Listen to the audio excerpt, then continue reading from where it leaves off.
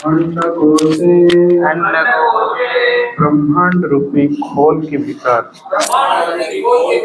शरीरे शरीर में अस्मिन इस सप्त आवरण 7 प्रकार के आवरण संजुते ऐसा करके वैराज विराट स्वरूप पुरुष भगवान के स्वरूप यह जो असौ वे भगवान भगवान धारणाश्रय सभी वस्तु को धारण किए। अनुवाद मेरे पीछे बोलिए। 7 प्रकार के भौतिक तत्वों के द्वारा प्रच्छन्न ब्रह्मांडीय खोल व आवरण के भीतर स्थित भगवान का विराट काय ब्रह्मांडीय स्वरूप विराट रूप धारणा का विषय है। तात्पर्य, एक ही समय में भगवान के अन्य अनेक रूप होते हैं और वे सभी भगवान श्री कृष्ण के मूल स्रोत रूप से अभिन्न है। भगवत गीता में यह सिद्ध किया जा चुका है कि भगवान का आदि दिव्य तथा शाश्वत रूप श्री कृष्ण है, जो परम भगवान है और वे अपनी अचिंत्य अंतरंगा शक्ति आत्मा माया से अपने आप को विविध रूप तथा अवतार में एक साथ विस्तारित कर सकते हैं, तो भी उनकी पूर्ण शक्ति में कोई कमी नहीं आती है। ध्यान से सुनिए, वे पूर्ण है और यद्यपि उनसे असंख्य पूर्ण रूप अद्भुत होते हैं, तो भी वो पूर्ण ही रहते हैं और उनमें किसी प्रकार की घटत नहीं आती। ये उनकी आध्यात्मिक या अंतरंगा शक्ति है। भगवत गीता की 11वें अध्याय में भगवान श्री कृष्ण ने उन अल्पज्ञों को आश्वस्त करने के लिए अपना विराट रूप प्रकट किया, जो यह नहीं सोच पाते कि किस तरह मनुष्य की भांति प्रकट हो सकते हैं। वे किस तरह मनुष्य की भांति प्रकट हो सकते हैं तथा उनमें वास्तव में वह शक्ति है जिसके बल पर वे बिना किसी प्रतिद्वंदी के परम पुरुष होने का दावा कर सकते हैं। भौतिकवादी लोग केवल अत्यंत भोड़े ढंग से ही विशाल ब्रह्मांडीय आकाश के विषय में सोच सकते हैं, जिसमें सूर्य के समान विशाल असंख्य ग्रह होते हैं। वे अपने ऊपर की वृत्ताकार आकाश को ही देख सकते हैं और उन्हें इस ब्रह्मांड की तथा इसके साथ साथ लाखों अन्य ब्रह्मांड की भी कोई जानकारी नहीं होती, जो जल, अग्नि, वायु, आकाश, अहंकार, प्रकृति तत्व तथा प्रकृति के 7 आवरण से ढके हैं। जिस प्रकार एक बहुत बड़ा फुटबॉल जिसमें हवा भरी है और ढका हो, कारण नाम की जल पर तैर रहा हो, जहाँ भगवान महाविष्णु के रूप में शयन करते हैं। सारे ब्रह्मांड बीज रूप में महाविष्णु के श्वास से उद्भूत हो रहे हैं, जो भगवान के अंश हैं। जब महाविष्णु अपना लंबा श्वास भीतर खींचते हैं तो ब्रह्मा द्वारा अधिष्ठित सारे ब्रह्मांड विनिष्ट हो जाते हैं। इस प्रकार भगवान की परम इच्छा द्वारा भौतिक जगत उत्पन्न होता तथा विनिष्ट होते रहते हैं। बेचारा मूर्ख भौतिकवादी इतने ही कल्पना कर सकता है कि वो कितनी मूर्खतापूर्वक एक मरणशील नगण्य जीव को दावे के साथ भगवान के प्रतिद्वंदी अवतार के रूप में प्रस्तुत करता है। यह विराट रूप विशेष रूप से भगवान द्वारा अल्पज्ञों को पाठ पढ़ाने के लिए प्रकट किया गया था, जिससे कोई मनुष्य अन्य किसी मनुष्य को तभी भगवान का अवतार स्वीकार करे जब वह इसे विराट रूप को उसी तरह प्रदर्शित कर सके जिस तरह भगवान कृष्ण ने किया था। भौतिकवादी व्यक्ति अपने ही निजी लाभ के लिए जैसा सुखदेव गोस्वामी ने संस्तुति की है, भगवान के विराट रूप पर अपने मन को केंद्रित कर सकता है, किंतु उसे सावधान रहना चाहिए कि वह उन वंचकों से पथभ्रष्ट ना हो जो अपने को भगवान कृष्ण से अभिन्न पुरुष होने का दावा करते हैं, किंतु वो उनकी तरह कर्म नहीं कर पाते या विराट रूप प्रदर्शित नहीं कर पाते हैं। श्रील प्रभुपाद की जय। बहुत बहुत धन्यवाद। आज सवेरे भी आप लोग मन बनाए श्रवण करने के लिए, क्योंकि श्रवण ही मूल ऊर्जा है हमारे भक्ति जीवन के लिए। अगर इसमें हम जल सिंचन नहीं करते हैं तो अन्य सारी कार्य हमारे श्रम हो जाता है। श्रम ए वही केवल निश्चित है, जान लीजिए। इसलिए श्रवण करने के लिए पहला हमारे पास भक्ति जीवन के लिए एक शेड्यूल होना चाहिए। हम प्रतिदिन नियमित पूर्वक श्रवण करें। और प्रभुपाद शायद 10वें स्कंद की 12वां अध्याय के 25 श्लोक में से लिखे हैं कि यदि कोई नित्य प्रतिदिन भगवत गीता और भागवतम को श्रवण करता है, उसको भगवत धाम जाना निश्चित है। तो इसलिए हम लोग आचार्यों को जब फॉलो करते हैं, गुरु को अनुसरण करते हैं, तो हम लोग उनकी उपदेश को भी जीवन के आधार बनाना चाहिए, लाइफ एंड सोल। नहीं तो भक्ति जीवन में हमको ना ही प्रगति हो सकता है, ना भक्ति जीवन की अनुभूति हो सकती है। भक्ति एक विज्ञान है। भक्ति ऐसे कोई दर्शन नहीं है। भक्ति दर्शन के साथ अनुभूति है, जिसको हम रिलीजन कहते हैं। तो इसलिए श्रीमद् भागवतम में जो जो हमारे अंदर जो अनर्थ पड़ा हुआ है, वही आवरण के रूप में है। इसलिए जीवात्मा को ऐसे आवरण में, जैसे बड़े कैदी होते हैं ना, तो बड़े कैदी को बहुत बड़ा जेल में रखा जाता है जिसमें बहुत सारी गेट हो। जैसे कंस ने देवकी और वसुदेव को उस कितनी ये था गेट था, 7 गेट था। कितना गेट था जहां पर वसुदेव और देवकी को कंस ने कैद किया था? 5 गेट है ना? नहीं सॉरी, 6 गेट था। काम, क्रोध, लोभ, मोह, मत और मात्सर्य, 6 गेट्स। तो अभी भी वो चित्र के रूप में है। और एक ताला भी है। हम रिसेंटली अभी 2-3 महीना पहले गए थे, कार्तिक में ही गए थे, तो देखे इतना बड़ा ताला भी रखा हुआ है। लेकिन उसके पहले भी मैं देखा था बहुत बड़ा ताला। तो ये जो जीव को ये आवरण दिया गया है जो आत्मा को ढक देता है। आत्मा को ढकने का मतलब है आत्मा के आनंद को ढक देता है। तो इसकी ये बता रहे हैं कि अंडकोश से शरीर अस्मिन, तो भगवान की एक शरीर है जिसको कहते हैं वैराज पुरुष,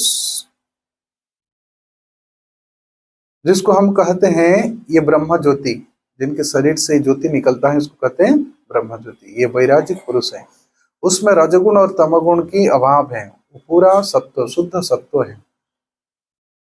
तो अंडकोशे शरीर अस्मिन सप्त आवरण संजुते। 7 आवरण क्या है? कौन बता सकता है? प्रभुपाद तात्पर्य में नहीं लिखे हैं 7 आवरण क्या है।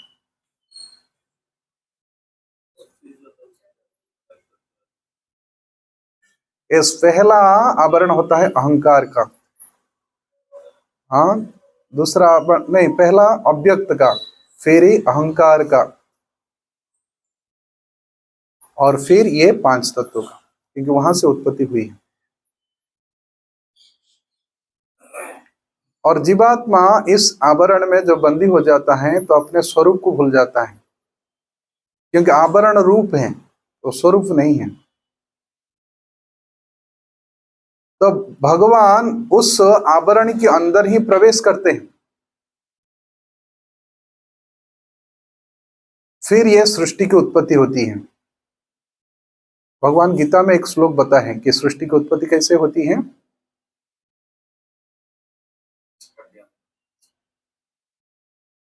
यस, एग्जैक्ट आप श्लोक बता रहे हैं, लेकिन उसके पहले कह रहे हैं कि मया अध्यक्षेण प्रकृति सूयते सचराचर। सृष्टि ये तो होता है भगवान की ग्लांस, और फिर भगवान प्रवेश करते हैं। गामा विश्याच भूतानि धारयामि अहमोजसा। तो कौन विश्व है जो गामा विश्व में प्रवेश करते हैं? प्रभुपाद लिखे हैं गर्भदकसाई विष्णु।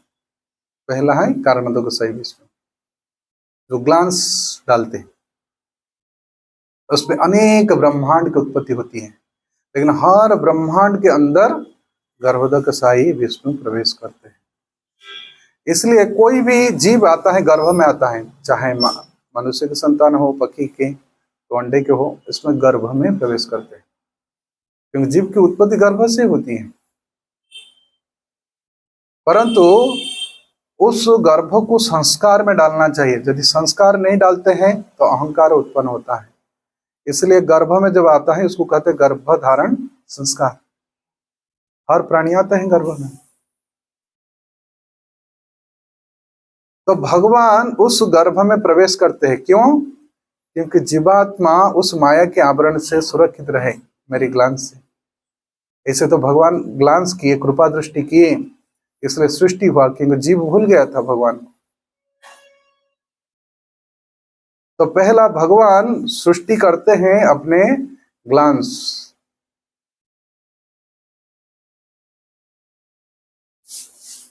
अब कहेंगे तो भगवान के श्वास से उत्पन्न होता है ब्रह्मांड, लेकिन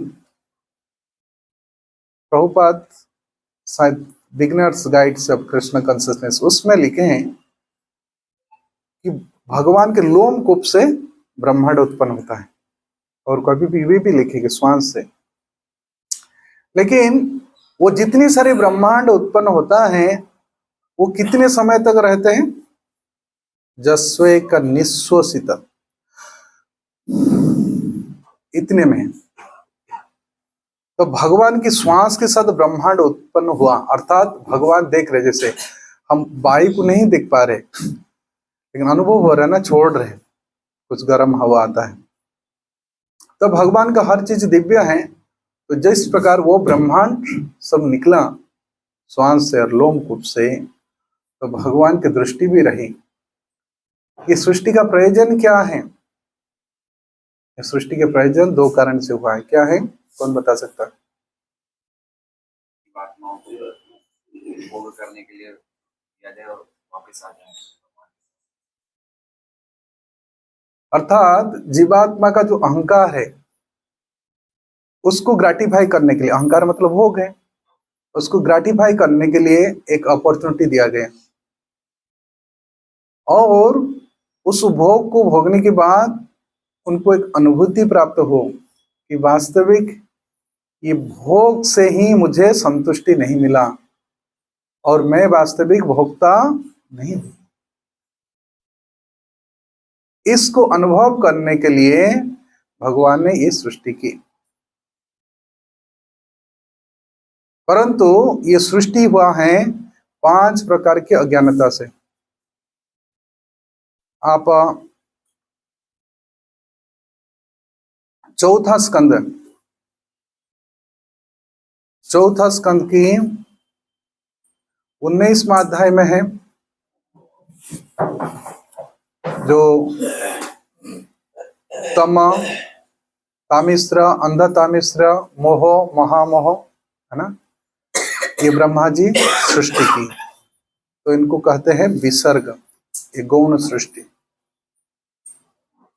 तो जब महामोह हो जाता है, जीव अपने स्वरूप को भूल जाता है, शरीर को ही मानता है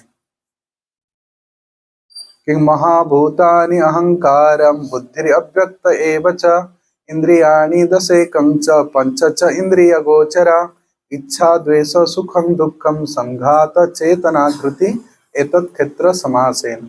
तो ब्रह्मांड भी हमारे अंडा जैसे, शरीर जैसे हैं, लेकिन ये महाभूत को अपने स्वरूप समझने का बात क्यों आता है कि अपने मैं ही वही शरीर हूं, मैं जवान हूं, मैं बुढ़ा हो गया हूं, मैं इस घर क्यों अभिव्यक्त करता है न? महाभूतानि अहंकार,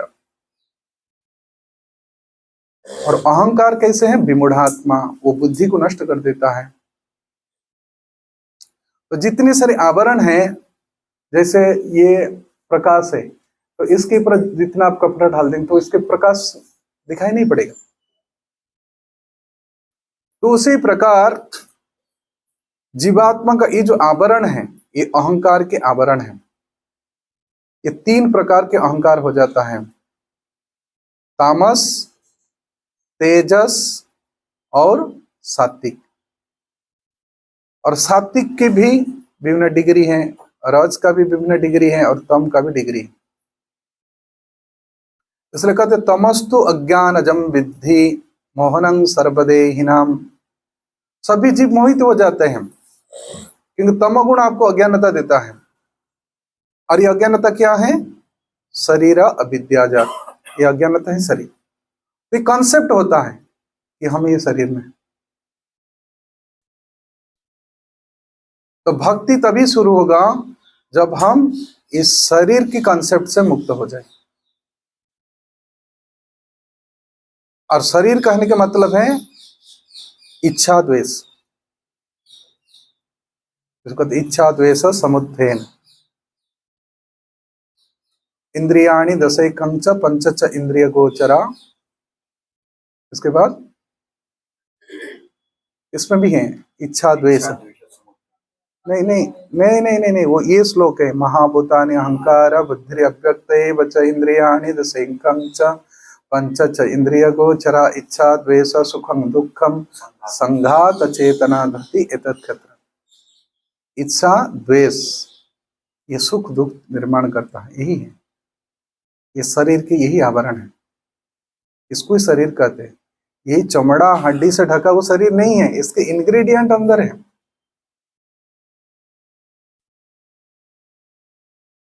तो जब वो नष्ट हो जाता है इच्छा द्वेष, तो फिर शरीर नहीं रहेगा। और ये जो इच्छा द्वेष है क्या है? ये 2 चीजें। इच्छा मतलब हमारी सेंस को, हमारे अहंकार को सेटिस्फाई करने के लिए जो चीज होता है हम इसको एक्सेप्ट करते हैं, वाह बहुत अच्छा है, फेवरेबल। और जो इसके अगेंस्ट होता है, नफरत करता है, तो हम इसमें द्वेष करते हैं, ये मेरे शत्रु है। तो ये भक्ति का प्लेटफॉर्म नहीं है, ये तो बंधन का प्लेटफॉर्म है।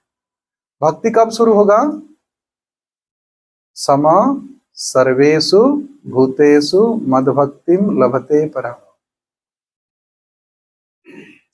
इक्वल विजन जब तक नहीं आए तो भक्ति नहीं, ये तो प्रदर्शन है। ते द्वंद्व मोह निर्मुक्ता, तो वो तभी भक्ति होता है, द्वंद्व और मोह से मुक्त होने पर भक्ति है। द्वंद्वेर विमुक्ता सुख दुख संगै गच्छन्त मूढ़ा पदमापय निर्माण मोह जित संग दोष। ये सब दोष सब क्लियर हो जाता है तब हम भक्ति के प्लेटफॉर्म में पहुंचे। अभी भक्ति योग तक पहुंचने के लिए ये सब अभ्यास है, ये साधना का अभ्यास है। परंतु जब राग द्वेष से करते हैं तो वो भक्ति तक पहुंचाएगा नहीं।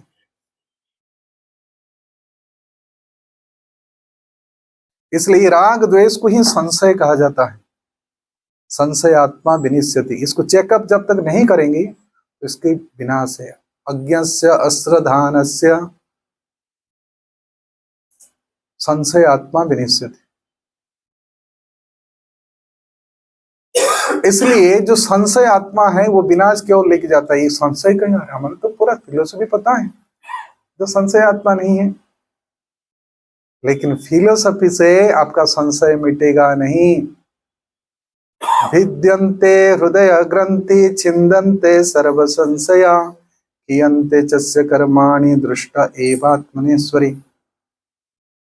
अतवे कवयो नित्या भक्ति परमया मुदः वासुदेवे भगवते कुर्वन्ति आत्मा प्रसादनी।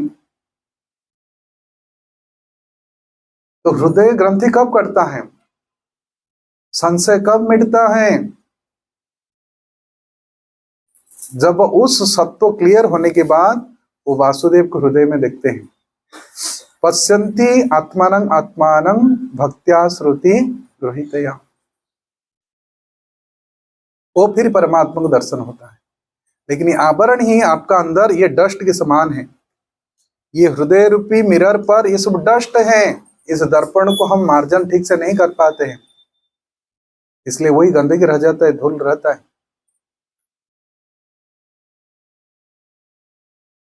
ये धूल क्या है? 3 स्टेज में, सत्वगुण का धूल है, रजोगुण का भी है, तमोगुण का है। भगवान बताए है ना, ये तीनों ही काम है, ये तीनों ही काम है।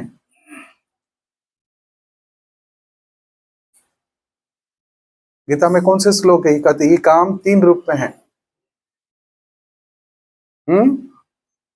धूमेना ब्रियते बन्ही जथा दर्शो मलेन च तथा उल्लेना मृतो गर्भस्तथा तेनम इदम आवृतम।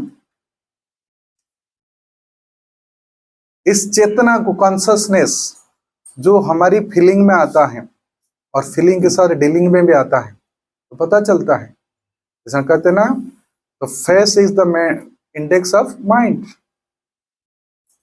तो mind is the index of consciousness. तो हमारा चेतना कैसे है, हमारी मन की सोच से पता चले। मौन रहने पर नहीं, एक बार तो आपके फिर एक्शन में आएगा।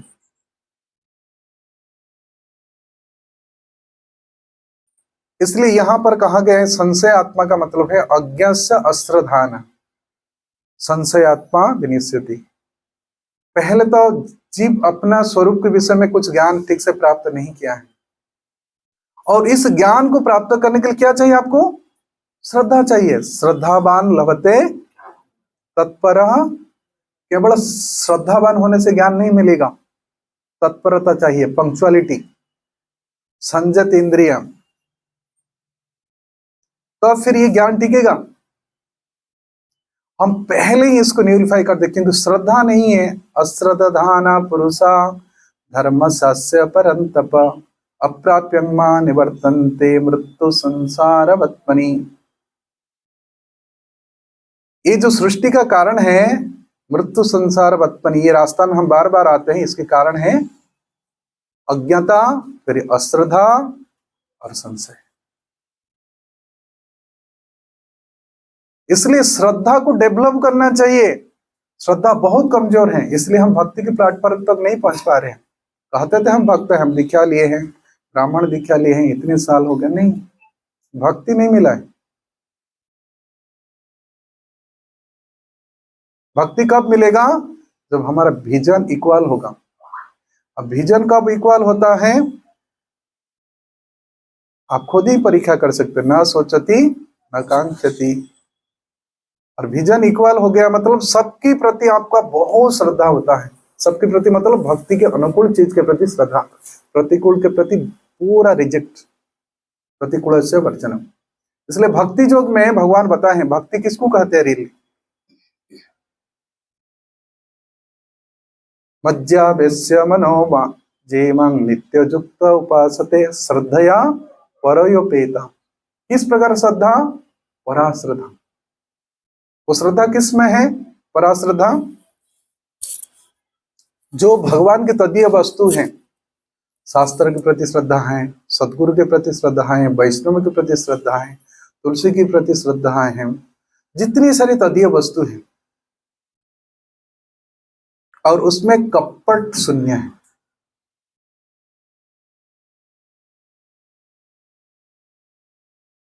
और जब कपट शून्य हो जाता है व्यक्ति, तो उसकी श्रद्धा सेवा में परिणत हो जाता है, और उस समय उसकी भक्ति में टेस्ट बढ़ता है। शुश्रूषु श्रद्धादानस्य वासुदेवे कथा, सेवा करने के लिए इच्छा, इसको कहते हैं शुश्रूषु। और श्रवण करने की इच्छा भी इसको कहते हैं शुश्रूषु।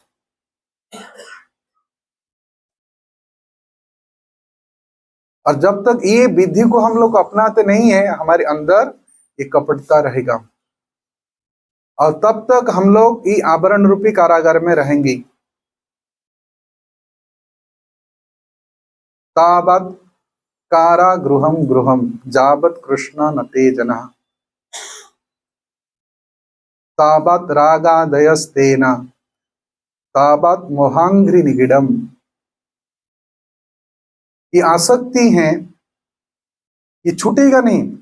रिलेटिव के साथ, अपने दोस्तों के साथ, अपने संबंधियों के साथ, क्योंकि आसक्ति है, वो एक बार आ सकती है, जा नहीं सकती। भगवान कितने भी गीता में बोले, भाई तुम आसक्ति मेरे प्रति बढ़ाओ, मैं आसक्त मना पार्थ, अरे मन दो, मेरे प्रति आसक्त हो। लेकिन कैसे होगा, ये तो छूटता नहीं है।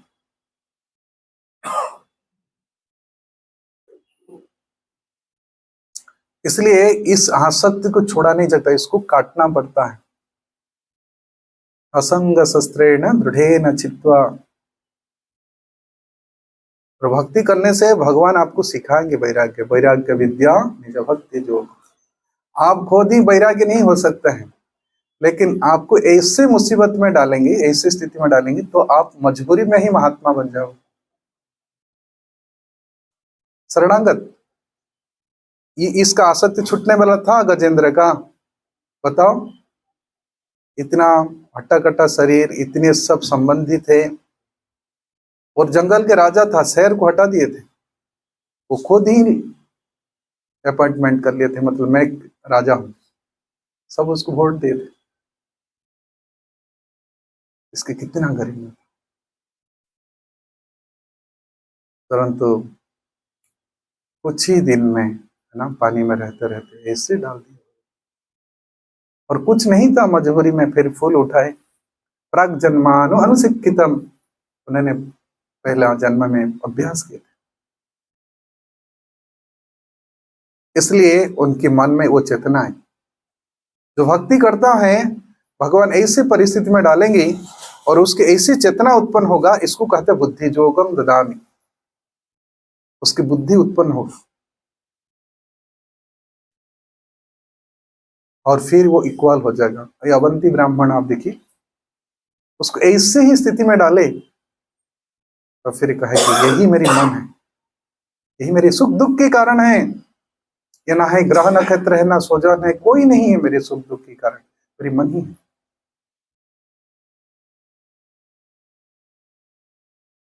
तो फिर वास्तविक जब साधु के अंदर ये चेतना होगा, यही मेरे मन ही है, मुझे इस परिस्थिति में डालता है, इसलिए मन मना हो जाएगा।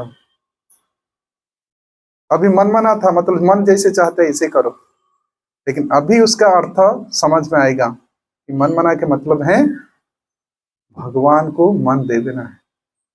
क्योंकि भगवान पता है कि मयैव मना अध्वस्तो मयि बुद्धि निश्चय। इसलिए भगवान एक धारणा देते हैं, इसमें देखो, आश्रय, धारणा आश्रय श्लोक में आया है। भगवान सबके आश्रय हैं, लेकिन हमारे अंदर ये धारणा नहीं है, कंसेप्ट नहीं है।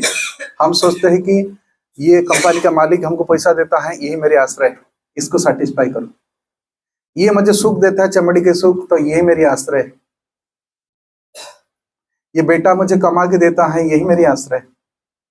इसको कहते दुराश्रय ये बहिर्थ मानिन अंधा जथा अंधे उपनीयमानम तेपि स्वतंत्रा रुदाम निबद्धा।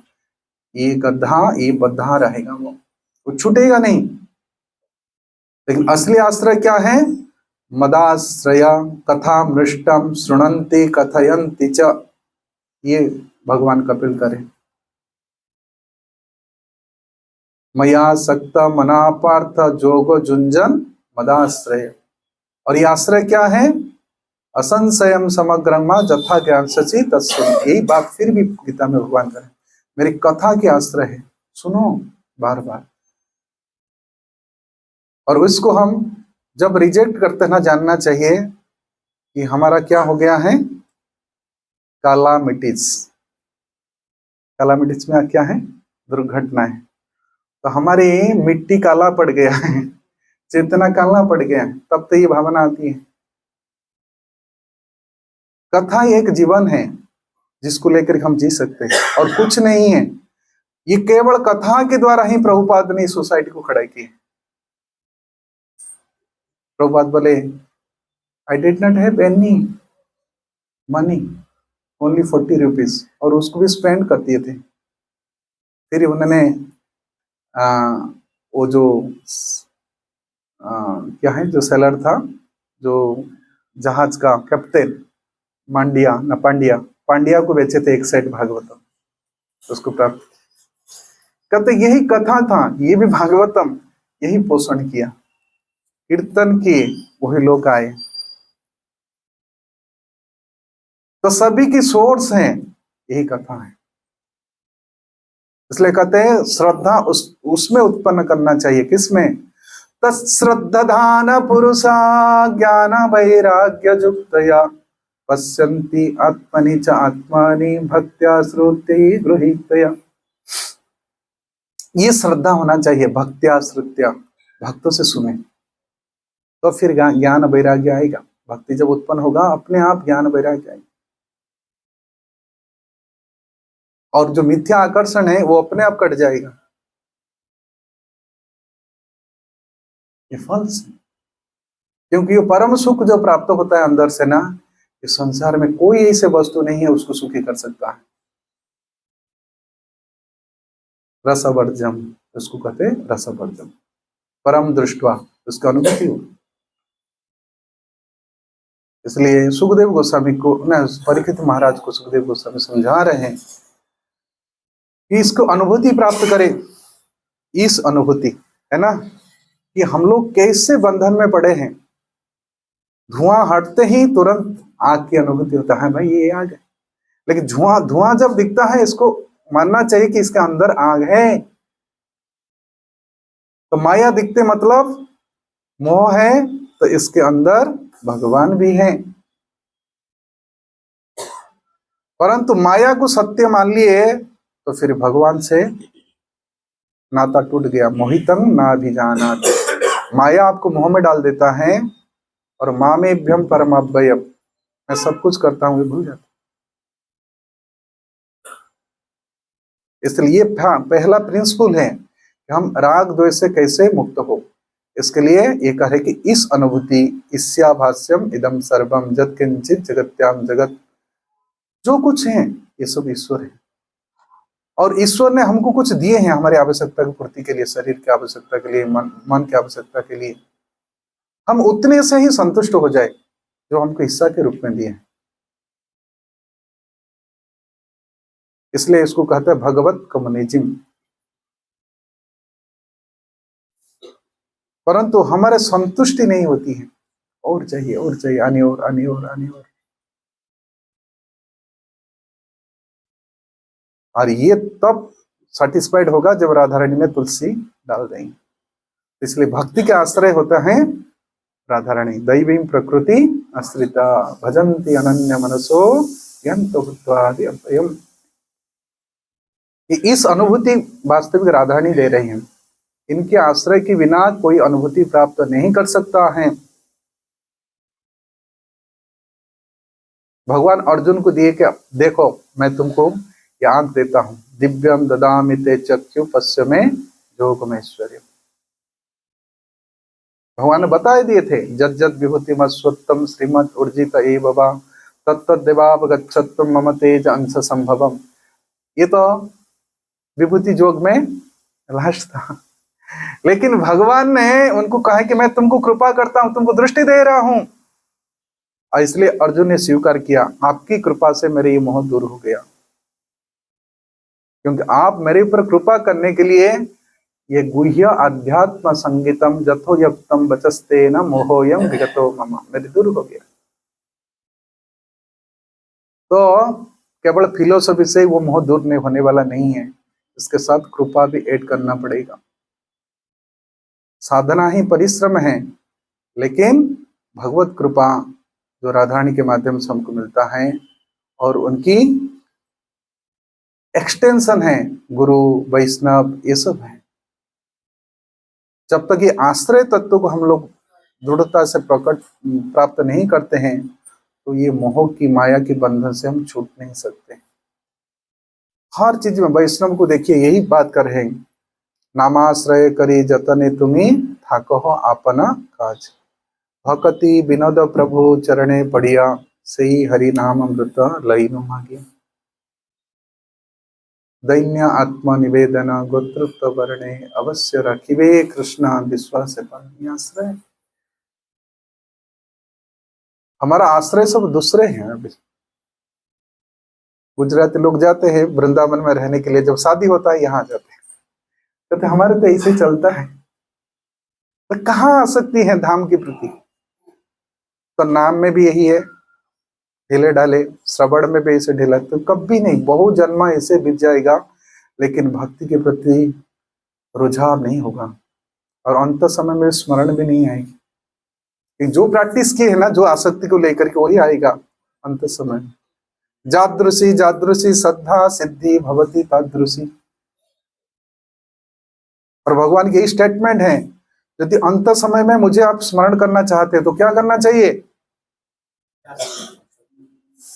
अंत काले च माम एवं स्मरण उक्त्वा कलेपन। स्मरण करते रहो। कैसे? तस्मात् सर्वेषु कालेषु मां अनुस्मर। यस।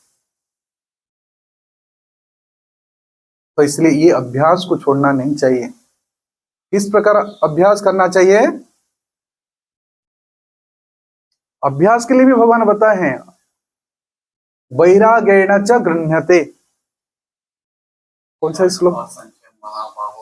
मना दुनिग्रह चलम वैराग्येण च गृह्यते ना। ये अभ्यास भी डिटैचमेंट के साथ, असंग शस्त्र।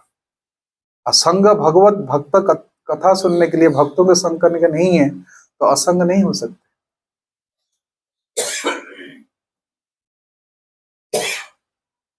इसलिए यही आश्रय, धारणा आश्रय, भगवत धारणा आश्रय। भगवान किस प्रकार इस सृष्टि को रचना किए और इस सृष्टि को मेंटेन भी कर रहे हैं और ये सृष्टि को फिर डिस्ट्रॉय भी कर रहे हैं।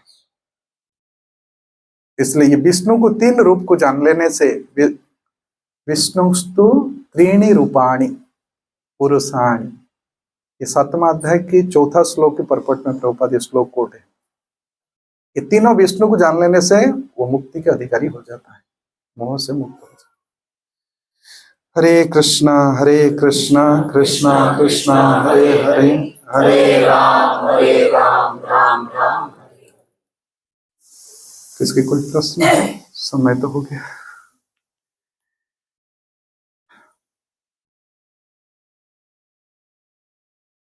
प्रभु जी, आपने कहा था श्रवण करने से वो लोग थक जाते, तो हम तो श्रवण तो कर रहे हैं लेकिन हमारा मन तो भटक रहा है। अब गोल धाम में चल जाते हैं, जन्मावृत्ति की गोल नहीं। श्रवण कैसे करना चाहिए, वो विधि का हम फॉलो नहीं करते, तब सिद्धि नहीं मिलता है। तद विधि प्रणिपाते न परिप्रश्न सेवया उपदिक्षन्ति ते ज्ञानम ज्ञानेन तत्त्वदर्शिनः। उसके बाद क्या मिलेगा? नेक्स्ट श्लोक, पुनर्मोहम एवं यस्य पांडव एन भूतानि शेषेण रक्ष्यस्य आत्मा नतो। तो फिर आप मुझे दर्शन करो, मेरे धाम को प्राप्त हो। वही भावम उपपद्यते, भगवान बताएं मेरे भाव प्राप्त होता है। लेकिन किस प्रकार श्रवण करना चाहिए, इसकी विधि क्या है? शुश्रूषु श्रद्धान शृणुतं श्रद्धया नीतं गृणन्तस्य स्वचष्टितं कालेन नाति दीर्घेण भगवान विशते हृदि प्रविष्ट कन्नरन्ध्रेण स्वानुभाव सरोरुहं धुनते समलं कृष्ण सलिलस्य यथा शरत्।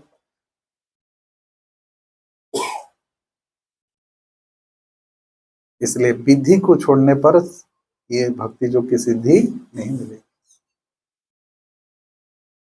संसिद्धि परमांगता भगवान गीता में बताया है ना। और भागवत में सिद्धि क्या है? संसिद्धि हरितोषण, विशेष सिद्धि। तो हरि को संतुष्ट करने के लिए ये विधि है क्या? कथा को उसी प्रकार लेना चाहिए, यथा देवे परा भक्ति यथा देवे तथा गुरु, उसी प्रकार। फिलोसफी में गलती नहीं है, हमारे प्रैक्टिस में गलती। प्रिंसिपल भी is perfect but our practice is imperfect, इसलिए से और हमारे कॉन्सेप्ट भी गलत है। जो जो हम कॉन्सेप्ट में अपने को प्रोवाइड कर रहे हैं ना, उस ना ही शास्त्र ना बता है ना गुरु बता है, अपने अहंकार अपने कंटामिनेट कॉन्शियसनेस आपको यही प्रेरित करता है। इसलिए जो जो शुद्ध करने वाले हैं ना, इसको दृढ़ता से पकड़ के रखना चाहिए। हरिनाम हो, कथा हो, अगर उसको दृढ़ता से नहीं करते हैं तो शुद्धिकरण बहुत लगेगा, बहुत जन्म लग जाएगा। बहुनांग जन्मनांग अंते, ये वासुदेव को समझना बहुत कठिन हो जाएगा। यस,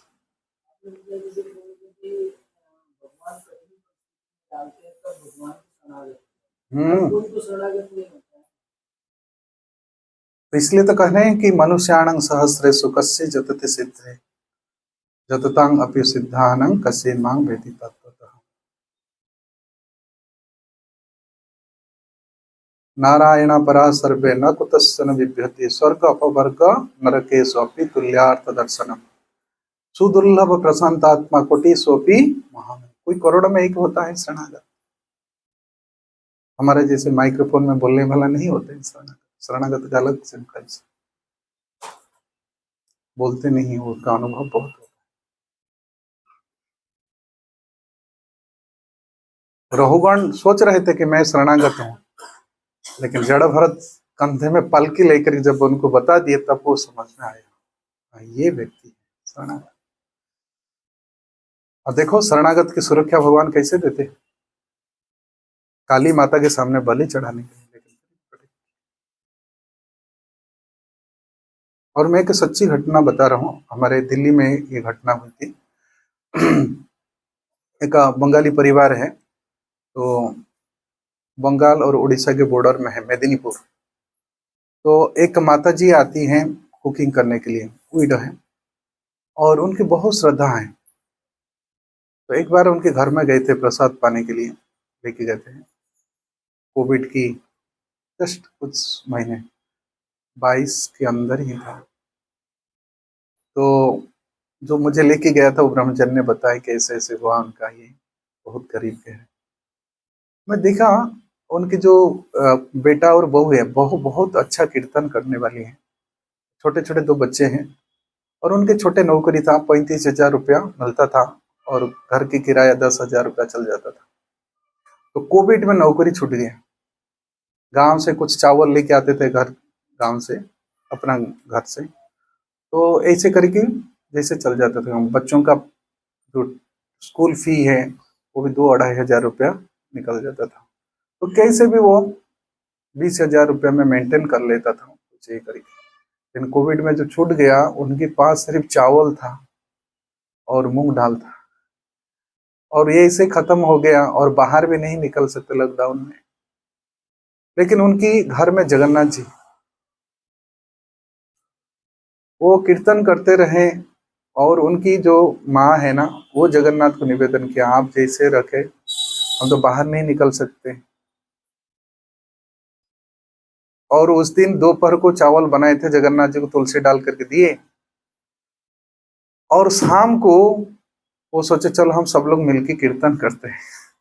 संध्या आरती के बाद कीर्तन किए और लगभग 8:30 की 9 बजे के बीच में 2 व्यक्ति आए, दरवाजा खटखटाए और ऐसे भी लिए हैं छोटा घर, एक ही रूम है, थोड़ा बारंडा है, ऐसे सो जाते हैं, किचन है एक बार। तो एक व्यक्ति चावल का बोरी पकड़ा था और रख दिया और उन्होंने कहा कि देखो जो सरकार ने, केजरीवाल सरकार ने सबको ये किया है, ये आपके लिए सब मिला है, आप रख लीजिए। और उनको चावल दिया और कुछ डाल दिया, सरसों तेल दिए, कुछ ये भी लाए थे, मसाला लाए थे दिए। और उनकी माँ ने देखते रही, कहते हम पता नहीं कौन आए थे इसे, और फिर बोले कि आप दोनों का बच्चा का मतलब पैसा पेमेंट नहीं कर पाए, स्कूल से छुट्टी, और ये बोले कि ये नंबर रखो, तुम्हारा दोनों बच्चों का अभी गवर्नमेंट ने ऐसे व्यवस्था की है, जो प्राइवेट स्कूल है 5 गरीब बच्चे को फ्री पढ़ाने का ये दिए, और ये 2 नंबर दे के गए। तो उनके पास थोड़ा जगन्नाथ प्रसाद था, खजा प्रसाद, उन दोनों को दिए टुकड़ा, कहते ये नंबर में फोन करना है।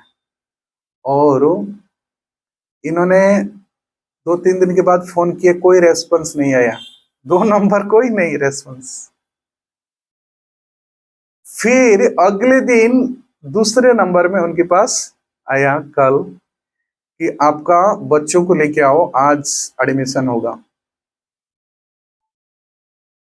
और वो जगन्नाथ के पास उनकी माँ खड़ी थी, उनका आंख में आंसू बहने लगे। तो प्रभु आप कैसे व्यवस्था करते हैं, जो को खेमा बहाने।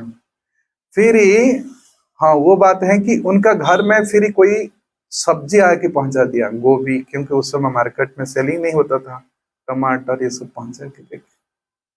अब छोटे से देखिए, पता नहीं उनके हृदय में कितना शरणागत है, हम तो नहीं जानते हैं, लेकिन भगवान ने कोविड में इसके जोगो खेमा बहाने।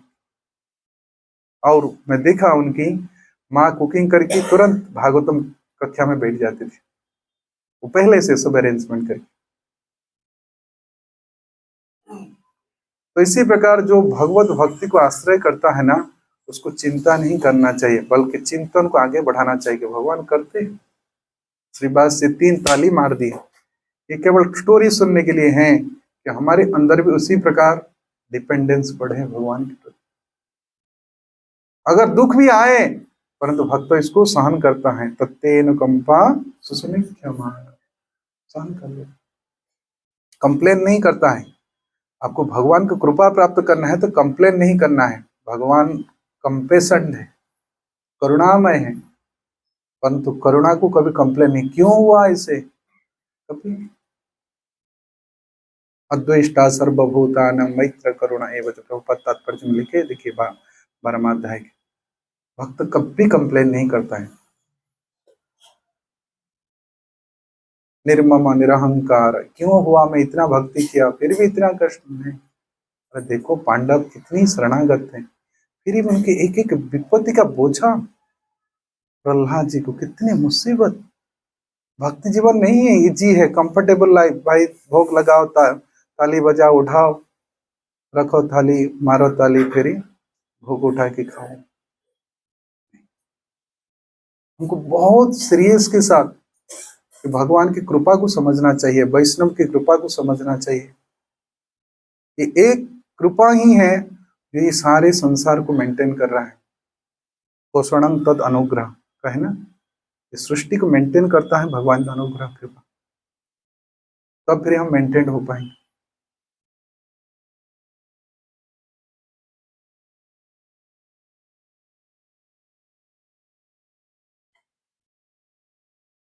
केवल ही कृपा के वर्णन है, करुणा कुरुमयी करुणा करित, ये केवल करुणा ही है। तो भगवान इसलिए तो करुणा करके अवतीर्ण होते हैं, करुणया अवतीर्ण करो। जो भी कुछ है केवल करुणा के लिए होता है हमारे पास, परंतु हम नहीं समझ पाते कि भगवान की कितनी करुणा है, क्यों आते हैं। इसलिए भक्तों के साथ बैठ करके ये चर्चा करना चाहिए। चैतन्य कृपार कथा करह विचार, विचार करिले चित्ते पावे चमत्कार। भगवान की कृपा करुणा के विषय में चर्चा करना चाहिए। कितनी करुणा।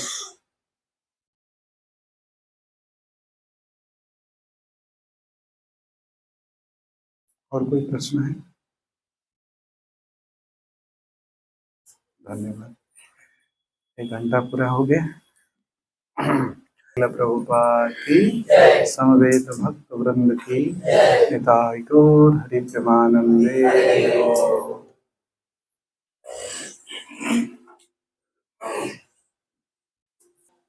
जब तक हमारे हृदय में राग द्वेष रहेगा तब तक भक्ति शुरू होने की बात ही नहीं है। हमारा मन का जो आईना है, चेहरे का आईना मन और मन का आईना चेतना, तो ये समझना चाहिए कि कितनी अद्भुत क्लास थी ये।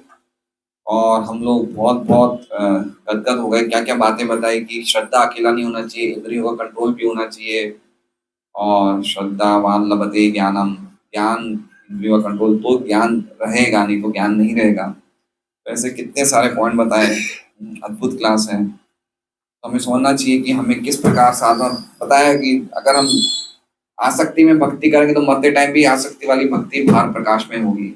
इसलिए विरक्ति में भक्ति करनी चाहिए। और कोई नहीं तो ऐसे हम हजारों जन्मों तक भी करते रहेंगे, तब तक भी हमारी आसक्ति छूटेगी नहीं, और आसक्ति छोड़ी नहीं जाती है, काटी जाती है। वैसे बहुत सारे पॉइंट कह बोले प्रभु जी ने, और मेरा निवेदन है एक बार हमें यूट्यूब में वापस सुनना चाहिए। बहुत ही मतलब जिसे कहते हैं जबरदस्त क्लास थी भागवतम की। जैसा कल प्रभु जी ने बताया, राधेश्याम प्रभु ने, कि श्रवण करने के बाद मनन करना चाहिए। उसी प्रकार से आज की जो क्लास है सुन के हमें मनन करना चाहिए, क्या हम अपने जीवन में क्या कर रहे हैं, किस प्रकार हम गंभीरता हैं या हम ढीले हैं या क्या है। ये तो हम लोग प्रगति नहीं कर सकते। तो प्रभु ने बताया कि भक्ति तो आगे की बात है। भक्ति कब आती है? सम सर्वेषु भूतेषु, है ना। मत भक्ति तब हम, जब हमारा विजन जो है वो इक्वल नहीं है। हम एक भक्त को देखते हैं, इससे मेरा प्रेम है, ये भक्त को मैं शक्ल नहीं देखना चाहता हूँ, तो हम कहाँ से भक्ति करेंगे? हमारा भक्ति का भक्ति का तो हमारा प्लेटफॉर्म शुरू ही नहीं हुआ है। इसलिए हमें ये क्लास वापस सुननी चाहिए। एक्चुअली मैंने प्रभु जी का क्लास तो मेरा इच्छा था 9 बजे तक चले, लेकिन हमें डिस्ट्रीब्यूशन के लिए भी जाना है अभी, इसलिए मैंने प्रभु जी को निवेदन किया कि प्रभु जी ये मैराथन में थोड़ा कम रखेंगे क्लास, तो नहीं तो अगली बार तो आप कल सुबह चलेंगे या कल सुबह रहेंगे आप? अगर हैं तो आप वापस आइए ना क्लास में। सरोज प्रभु से बात कर। अच्छा, तो भगवान ने चाहा तो कल भी प्रभु जी की क्लास रहेगी। तो मेरा निवेदन है 7:45 ठीक हम लोग आ जाएं, और 8:30 तक 8:35 तक क्लास चलेगी। तो आप लोग सुनिए, और आज का लेक्चर वापस सुनिए, अद्भुत लेक्चर है। हो सके तो हमारा आज ही अपलोड हो जाएगा। प्रभु जी को एक बार धन्यवाद देते हैं, प्रार्थना भी करते हैं कि कल अवश्य आए। हरे कृष्णा कृष्णा कृष्णा हरे हरे, हरे राम राम राम हरे। गजेंद्र पे प्रेशर है तो ही शरणागति में ना, प्रेशर जब तक नहीं आता है। जैसे बताया है कि थाली बताओ ताली मारो खाला खा लो, ये भक्ति नहीं है। बहुत सुंदर बात बताई। हम थाली रखते हैं, तुलसी डालते हैं, ताली मारते हैं, खा लाते हैं, तो इतना सरल नहीं है। हरे कृष्णा। तो आज हमने प्रसाद रखा है।